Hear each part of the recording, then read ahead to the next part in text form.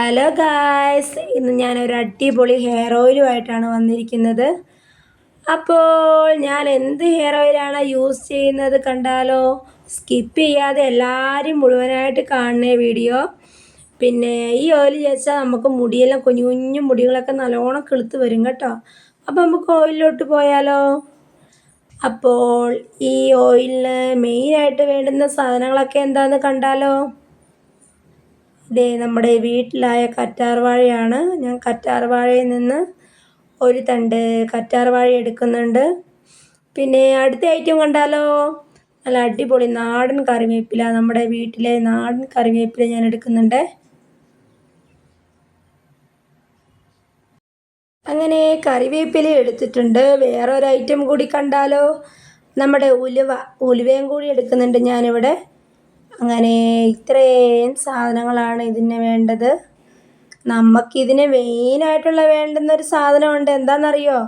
നമ്മുടെ നാടൻ വെളിച്ചെണ്ണ. ഞങ്ങളിവിടെ കൊപ്ര ഉണക്കി മില്ലിൽ കൊണ്ടുപോയി ആട്ടിയ വെളിച്ചെണ്ണയാണിത്. അങ്ങനെ ഉലുവ വേണം, നമുക്ക് ഇത്രയും ഉലുവ വേണേ. പിന്നെ ഞാനിത് പീസാക്കി എടുത്തിട്ടുണ്ട്. നമ്മുടെ കറ്റാർവാഴ എടുത്തിട്ടുണ്ട്. പിന്നെ നമ്മുടെ നാടൻ കറിവേപ്പില, അങ്ങനെ നാടൻ കറിവേപ്പില കൂടെ ഞാൻ എടുത്തിട്ടുണ്ട്. നമുക്കിനി എന്നാൽ പിന്നെ വീഡിയോയിലേക്ക് പോയാലോ ഗൈസ്. അങ്ങനെ ഞാനൊരു ചട്ടി ചൂടാകാൻ വേണ്ടി വെച്ചു. നമുക്കതിനകത്തോട്ട് നമ്മൾ നേരത്തെ കണ്ട നാടൻ നമ്മുടെ വെളിച്ചെണ്ണ ഒഴിച്ച് കൊടുക്കാവേ. നാടൻ വെളിച്ചെണ്ണ ഞാൻ ഒഴിച്ച് കൊടുത്തിട്ടുണ്ട്. അപ്പോൾ വെളിച്ചെണ്ണ അവിടെ ചൂടാകുമ്പോഴത്തേനും നമുക്ക് ബാക്കിയുള്ള ഐറ്റം കണ്ടാലോ?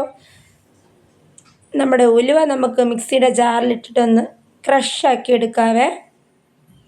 അങ്ങനെ അത് ക്രഷായി ഞാൻ മാറ്റി വെച്ചു. നമുക്ക് അടുത്തത് വേണ്ടുന്നത് നമ്മുടെ കറ്റാർവാഴയാണ്. കറ്റാർവാഴയും കറിവേപ്പിലയും കൂടി നമുക്കൊന്ന് ചതച്ചെടുക്കാവേ. പിന്നെ നമ്മുടെ ഉലുവ ഇതുപോലെ ഞാൻ ചതച്ചിവിടെ മാറ്റി വെച്ചിട്ടുണ്ട്. അപ്പോൾ നമ്മുടെ എണ്ണ ചൂടായാലോ നോക്കിയാലോ? നമ്മുടെ എണ്ണ ചൂടായി കഴിയുമ്പോൾ ഇതുണ്ട് ബബിൾ പോലെ വരുന്നുണ്ടോ? പതഞ്ഞ് വരുന്നുണ്ടോ? നന്നായിട്ട് ചൂടായി വരുമ്പോൾ പതയൊക്കെ അങ്ങ് പോവേ. അങ്ങനെയാണ് നമ്മൾ എണ്ണ ചൂടായി എന്നറിയുന്നത്.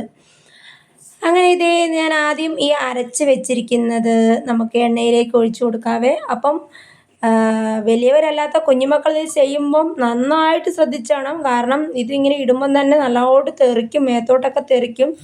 അതുകൊണ്ട് കുഞ്ഞുമക്കളൊക്കെ ചെറിയ പിള്ളേരൊക്കെ ചെയ്യുമ്പോൾ നല്ലോണം സൂക്ഷിക്കണം ഇത്.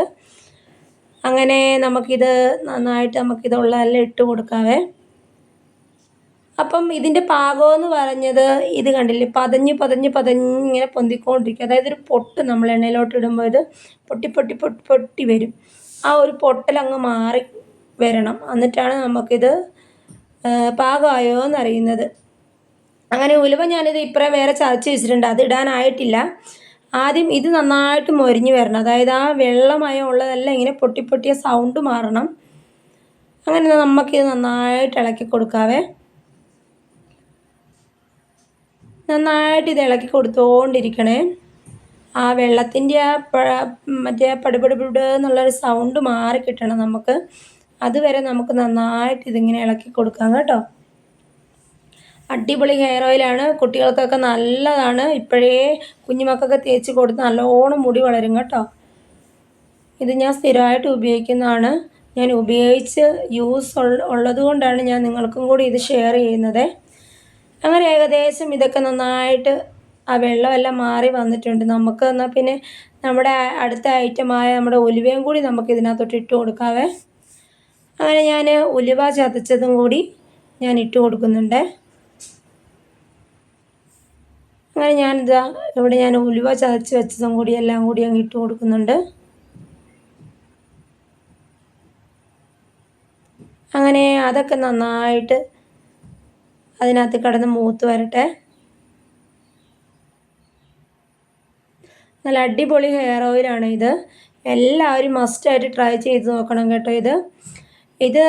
അത് മാത്രമല്ല, നമുക്ക് കുളിക്കാൻ നേരത്ത് ഇത് നല്ലതായിട്ട് മസാജ് ചെയ്ത് കുറച്ച് സമയം മസാജ് ചെയ്ത് കൊടുക്കണം തലയിൽ ഈ ഓയിൽ.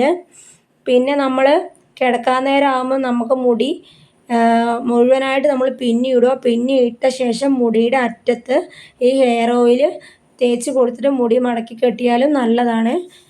അപ്പം മുടി ഇങ്ങനെ പൊട്ടൽ അങ്ങനത്തെ ഒന്നും ഉണ്ടാകില്ല. എല്ലാവരും ട്രൈ ചെയ്ത് നോക്കണം കേട്ടോ. അങ്ങനെ ഉലുവയെല്ലാം ഏകദേശം റെഡി ആയിട്ട് വരുന്നുണ്ട്. അപ്പോൾ ഏകദേശം എല്ലാം സെറ്റായി വന്നിട്ടുണ്ട്. അപ്പോൾ നമ്മുടെ എണ്ണ തണുത്ത് കഴിഞ്ഞ് കുപ്പിയിലൊഴിച്ചത് കാണിക്കണ്ടേ. ഇത് കണ്ടില്ലേ, എല്ലാവരും എണ്ണ അരിച്ചാണ് ഒഴിച്ച് വെക്കുന്നത്. നമുക്കിത് അരിച്ചൊന്നും ഒഴിച്ച് വെക്കേണ്ട ആവശ്യമില്ല. ഇങ്ങനെ തന്നെ മാറ്റി ഒരു ടിന്നിലോട്ട് ഇട്ട് വെക്കണേ. അപ്പോൾ അത്രയേ ഉള്ളൂ. Bye bye.